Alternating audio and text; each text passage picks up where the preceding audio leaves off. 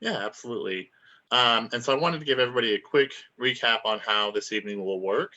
The portion of the presentation that Damion will be live streaming, or the portion that Damion will present for the first 15 or 20 minutes of the presentation will be live streamed on our social medias.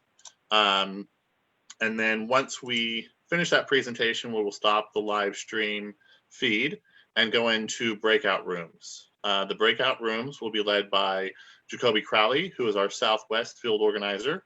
Hey, Jacoby. Roxanne Logan, who is our Southeast field organizer. Nicole Poindexter, who is our legislative liaison. And then myself, our senior field organizer for Together Oklahoma. Let me check with Jessica and just make sure that everyone's in the room. Okay. We have everybody. And with that, I will turn it over to you, Damion. Awesome. Thank you so much. Let me make sure I have the screen sharing ability. I just want to thank everyone for joining us on a school night. I know everyone during this pandemic. I hope that you and your families are safe and doing well. I know that there are a great deal of people right now experiencing just a great deal of stress over the economic situation, over the public health situation. I myself have lost a family member to COVID-19. So for everyone out there who is feeling that loss and going through that, please know that our prayers and our thoughts are with you and your families tonight. Thank you so much for caring about criminal justice reform. And in this case, really the economic system that underlies the Oklahoma criminal justice system. Today, we're going to talk about a report that OK Policy produced a few years ago called The Cost Trap, how excessive fines and fees lock Oklahomans into the criminal justice system without boosting state revenue, which is a fancy way of saying how we use a Netflix-like funding model to keep our courts going. We fund the Oklahoma court system the same way that Netflix is funded, right? By a fee for service model. So the people who enter our court system are the people who predominantly pay for it in the form of court fines and fees. And this produces a host of problems that really matter to us at OK Policy. For those who don't know, Oklahoma Policy is a nonpartisan, independent 501c3 policy think tank, which is, again, just a fancy way of saying we're a bunch of folks who get together to work on good ideas, to make the government more fiscally responsible, to make it easier for people of every economic status and from any demographic background or ethnicity, rural or urban, anywhere in the state of Oklahoma, to have access to those reasonable policies, expanded opportunity. And our goal is to take the research, analysis, and advocacy that we produce and create an environment where policymakers can make the best choices.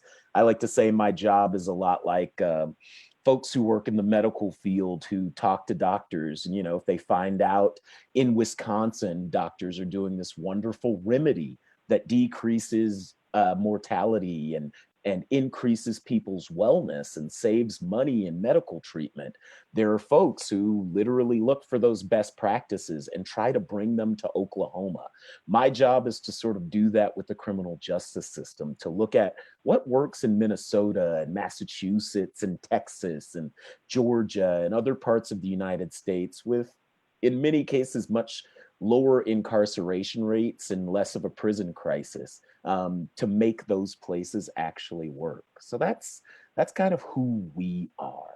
The big story that will probably sort of be the guardrails for our conversation tonight is what's happened in Oklahoma since 2016. This is a 4-year-old picture now of members of Oklahomans for Criminal Justice Reform. Those of you all who have lived in Oklahoma for a while probably recognize a few of these individuals. Ryan Kiesel from the ACLU of Oklahoma, Chris Steele, who's the director of Oklahomans for Criminal Justice Reform. In 2016, on the same night that all 77 Oklahoma counties voted for President Trump, Oklahomans also passed one of the most remarkable and forward-thinking criminal justice reforms in the nation. on that same night. So some folks probably didn't even realize that it had happened. That reform took simple drug possession and it changed it from a felony to a misdemeanor, which means that people can no longer go to prison, state prison, for simple drug possession. Um, Following that, voters legalized through State Question 788, they legalized the possession of medical marijuana. And since then, we have seen this State Question 780, this simple drug possession measure, made retroactive, which last year led to the single largest commutation in American history. Last November, that happened right here in our home state of Oklahoma. You may have seen it in the Washington Post and national news. Something that's important to me about all the things that have happened since 2016, the reductions we've seen in our state's prison population, the positive progress of more families being reunited and more people being able to have that opportunity for redemption in the criminal justice system. One of the most amazing components of this is you. All of the voters of Oklahoma, you are the individuals who made these changes possible. You are the people who have led this reform, be it parole reform, be it reforms around addiction and people who are struggling and needing treatment, being the mental health reforms. It is Oklahoma voters that have driven this. So as we talk about the issues around fines and fees and the issues around the economic system that creates and produces so many of what I like to call, an economist call, perverse outcomes, recognize that you are so much more important in this conversation than you may realize. Because whether you are a conservative, whether you are more progressive, whatever your background on this issue is, there is bipartisan will to move this issue forward. And it is entirely possible for a small group, as this picture demonstrates, a small group of Oklahomans from the religious community and the business community and nonprofits in that world can fundamentally change this issue. For not just Oklahoma, but create models that other states could actually apply and begin to change this system of mass incarceration, which has caused so much harm to so many of our communities. So what is the cost trap? This is a chart demonstrating the cost inflation of the cost of a speeding ticket since 1992. Between 1992 and 2016, we saw a 150% increase in the cost of a speeding ticket. This next chart gives you a sense, it's a table demonstrating what some of those costs are. Now, a lot of you may not know this, but just in the world of criminal justice, there are criminal fines and there are also fees. Fines are the punishment for your crime. So you drove 20 miles over the speed limit. Maybe your kids were late to school, you were late to work, you were running. So you drove 20 miles an hour over the speed limit. So the fine for that crime in 1992 was $30. In 2016, the fine for that crime was $35. But as you will have noticed from the chart that I just showed you, the price of a speeding ticket, and if you've ever gotten one, you'll know you did not pay $35 for that speeding ticket, right? The cost of that speeding ticket has skyrocketed since 1982 or 1992. So what were those costs? Let's look at it. The fine was $35, but we also have court costs, which have increased $39 over that time. We have the Oklahoma Court Information System fee, which has increased $25. We have a patrol vehicle fund. We have District Attorney's Council assessments, $20. We have $10 for the sheriff's fee for courthouse security. It goes on and on and on. These are the fees that pay for our court system. In 2004, about 46% of Oklahoma's court system was funded by state appropriations or taxes. Since then, we have seen that number decline to less than 20% in the most recent fiscal year. That means that we are paying for less than a quarter of our court system. And as we know, 80% of the people who are criminal defendants in our court system are what is called indigent, meaning they are too poor to even afford a lawyer. So we are asking the poorest people in the state of Oklahoma, by and large, on the criminal court debt side of this equation, to fund almost 75% of our court system. We have divested from courts in Oklahoma, is the easiest way to describe it. We have decided that funding our court system isn't an essential service of government. It's something that the people in our court system should be responsible for paying for. My wife actually bought me a plaque that I keep in my office, which I haven't seen for a while with the pandemic and everything, that says something very simple about this sort of economic model. Perverse incentives produce perverse outcomes. Perverse incentives produce perverse outcomes. So what are the outcomes that are produced by this sort of situation?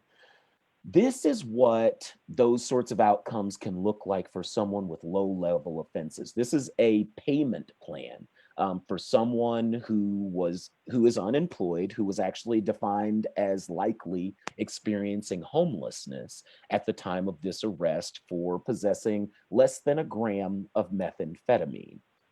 This person's court cost came to more than $3,407, and this person was required to pay $95 a month to courts, plus $40 a month for 2 years for DA probation, and she would owe the Department of Corrections $40 a month if she was also put on supervision by them. This is an individual who would likely be unable to pay $10 or $20 or $50 of bail based on the findings that are also in this payment agreement. And yet this individual walked out of court convicted of a nonviolent crime with more than $3,000 of court debt in front of them. That court debt produces a situation where the people in the court system financially benefit from the amount of individuals that they prosecute.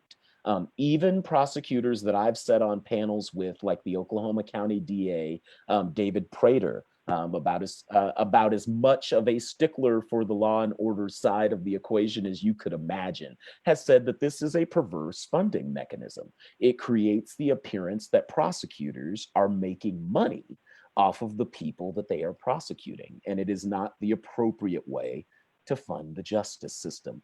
It also creates what we look at and call collateral consequences for incarceration. Over half of Tulsa's felony cases that were filed in 2008 had a failure to pay warrant by 2012, rising to 2/3 of cases by 2017. That means that these are people who couldn't pay that $3,000 or that $5,000, or in some cases, I've seen as high as $30,000 to $40,000 for nonviolent drug crimes. These are real amounts of debt that I have actually seen. Individuals who could not pay those got warrants for their arrest, and those individuals, in some cases, lost their driver's licenses. In many cases, were in danger of being arrested, just driving to and from work and driving their kids to and from school. And in many cases, that court debt hung over them for the rest of their lives. One woman who's justice involved, who's a good friend, recently celebrated being down to $50,000 of court debt for nonviolent drug, or being back down to $10,000 of court debt from $50,000 of court debt that she started with when she was 27 years old. She's in her 50s now. And the defining characteristic of her adult life has just been a simple question. She actually told me she would routinely ask this to her probation officer. What bills do I not pay? Do I not pay my medical bills for the medicine that I need for the illness that I have and illnesses that my kids have? Do I not buy my kids new shoes for school or buy a little less food this month? What should I do so that I don't get incarcerated because I can't pay this bill and clear this warrant from my name? We have effectively created debtors' prisons. Again, in Oklahoma, but not just in Oklahoma. This is a problem that's actually endemic around the nation. Of course, like much of Oklahoma's system, it is impossible to really view this picture any other way but through the picture of race. This is a picture that I lovingly like to describe as Black folks flexing on the promenade, circa 1919. These are affluent Black people who lived in North Tulsa, the community known as Black Wall Street or Greenwood, in the early part of the 20th century. This was a community, if you have not heard of it, hopefully all of you have by now across the state of Oklahoma, as it's become much more national news in recent years. This was a community that had the highest concentration of Black millionaires in the United States. At that time, numerous Black businesses, a median income wealth that was actually substantially higher than all of the adjoining counties and even the white communities that were next to it. And the wealth and the cultural power and capital of this community was something that made really prominent artists and musicians and writers want to come to Tulsa, of all places, in the early part of the 20th century, to be part of this beautiful renaissance of economic prosperity and cultural development that was happening in the neighborhood that's just about a mile and a half from my house right now, here in Tulsa, Oklahoma. Unfortunately, as I'm sure most of you know, in 1921, the largest act of racial violence in American history happened in these neighborhoods, again, just down the street from my house.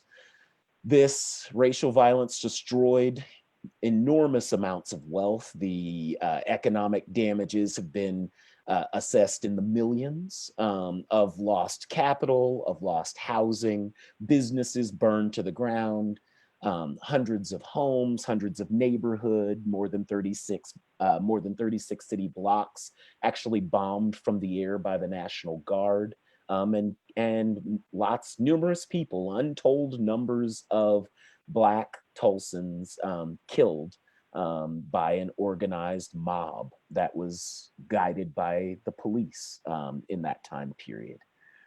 This has led to numerous impacts for Tulsa, but in this area, it really is important to look at some of the data that we're able to show here at OK Policy and through our Open Justice Oklahoma program, that is able to really highlight some of this granular level in a way that really no one else in the United States is capable of right now. You can see clearly how the neighborhoods that have the highest concentration of court debt in Tulsa are exactly the neighborhoods that were congruous to Black Wall Street. The highest population Black neighborhoods in Tulsa are the place where the highest concentration of criminal court debt exists. As you can see the comparison here, it's per capita $590 per person in the Black Wall Street neighborhoods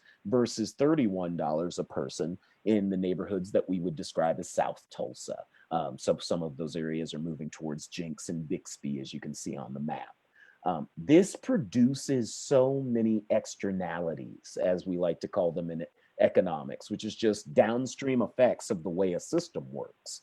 So because there are more failure to pay warrants in these neighborhoods, that means that it's much more likelihood that police will pull over, detain, and arrest individuals in those neighborhoods. That means that individuals in these neighborhoods have less access to diversions like the sobering center here in Oklahoma, or here in Tulsa, which is something that has allowed people who would ordinarily get possibly a criminal record for driving under the influence or some other offense like that, to sleep it off for a night, not go to jail, and get the opportunity to seek addiction treatment rather than be prosecuted. People in the neighborhoods that are highlighted in red there have significantly less access to those resources. This is critically important because the people in those neighborhoods tend to be Black. And the people in those neighborhoods tend to be the types of individuals, both because of the median wealth gap that exists in there, but the long-term impacts of the racial wealth gap. They tend to be the people who can least afford cash bail. So this funding mechanism produces automatically some of the distortions in policing and in arrest and in incarceration that we see that have made Oklahoma to this day the highest Black incarcerator in the nation. We have the highest Black incarceration rate in the US, with 1 in 15 adult Black men, folks who look like me, incarcerated, and 1 in 29 Black people across the state incarcerated. These economic systems also produce really destructive impacts for our courts and for the ability of the state agencies that actually depend on this revenue to function. It's an interesting thing when we think of this as a racial justice problem. Another component of it is a fiscal responsibility problem. Kind of a more conservative way to look at this issue. As you can see by this chart, each year we collect about 30%, about a third of all the criminal court debt that's been assessed in the state. So that debt pays for everything that happens in that courthouse. So the judges, their staff, the prosecutors, the public defenders, every bit of the court system depends on this money. And between 2012 and 2018, $663 million of that criminal court debt was assessed against Oklahoma's criminal defendants that they did not pay. Our research and Ryan Gensler's work with Open Justice has shown that since 2014, there has been no increase in the amount collected. And each year, even in the most recent legislative session before the pandemic session, there were more criminal court fines and fees that were added to defendants to pay for the court system. The problem is you're talking about some of the poorest people in Oklahoma, some of the poorest people in rural Oklahoma, some of the most low-income communities in high density communities of color in urban parts of places like Oklahoma County and Tulsa County, and places like Lawton. You are talking about the people least likely to pay for this. So the question must be asked, if we are to the tune of more than $500 million charging people to pay for the court system, but we are not collecting that money, what is that doing to the court system? What is that doing to the average person's access to justice? What is that doing to the ability of justice-involved Oklahomans to keep a job, to keep their families fed and safe, to be law-abiding and tax-paying citizens the way that we want them to? What is this amount of debt hanging over the poorest of Oklahomans doing? It's creating a system where those who can pay do. Those who can't are trapped in an endless cycle that undermines the system's legitimacy. Reducing these financial burdens is the only way that we can make a criminal justice system that works, that actually has functioning court processes that are actually funded, and that makes it possible for people inside the system to not feel that those who are prosecuting them, those who are judging them, those who are involved in the system aren't profiting off of their suffering and off of the difficult situations that they're being placed in economically. The unemployment rate for justice-involved Oklahomans is 5 times higher than the state average unemployment rate. And in this pandemic, that economic damage, that devastation is something that is even more acute. When we're looking at literally a 10% unemployment rate and millions of Americans unemployed, the idea that those individuals could simultaneously pay to keep our courts open with the threat of incarceration on the other side makes no sense. It is time for us to get rid of debtors' prisons in Oklahoma. It is time for us to fund our courts and to find a rational way to move forward. If you care about these issues and you're passionate about them, you can find out a lot more about the effort to end driver's license suspensions for court debt that have absolutely nothing to do with driving violations. So people whose driver's license are suspended, and there are tens of thousands of them in the state of Oklahoma every year, whose driver's licenses are suspended for things that have absolutely nothing to do with driving offenses or vehicle malfractions. If you want to learn more about that, follow the link that I put in the slides for freetodrive.org. We will be working with a number of our bipartisan coalition members to try and advance legislation in the coming session that ends this practice in the state of Oklahoma, and does a lot to reform provisional licenses, which means if you get a provisional license if you've lost your license somehow. Right now, with a provisional license in Oklahoma, you could not legally drive to a grocery store the way that the rules are currently written. So it is time to reform that system. And this is a really good website to look at some of the national reforms that we hope we can bring to Oklahoma in the next year. The other thing to definitely keep your eye on is Open Justice. The Open Justice program at OK Policy is one of the most remarkable data projects in the United States in the criminal justice space. There is no other place in the nation where you can get this level of granular, detailed information about our prison system, about the state prison system with our prison policy tracker, about criminal court fines and fees on a granular level, and about the ongoing issues around incarceration and the impacts of other criminal justice reforms like sentencing reforms that we've seen in recent years, and those that are actually going to be voted for in November here in the state of Oklahoma. There is no place in the nation that has some of the granular level detail that you will see in these documents. So if you have the opportunity, please follow Open Justice Oklahoma and learn more about these issues in ways that we can make it possible for fewer people to be incarcerated simply because they can't buy their freedom back from the system. So thank you all for caring about criminal justice reform in Oklahoma. And I hope that we can have a really interesting conversation about how we can make it more possible that people from the lowest income communities in our state succeed, even if they've made mistakes, even if they have justice involvement. One of my favorite people, Chris Steele, likes to say, there is no such thing as a spare Oklahoman. I don't believe that it is within either our selfish practical interest or our moral interest to give up on people because they made mistakes.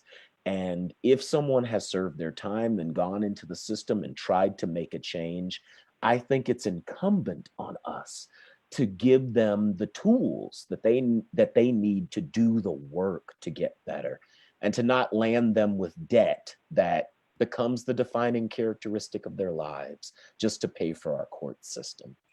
So thank you all for caring about this issue, and I am excited to talk more with you about it.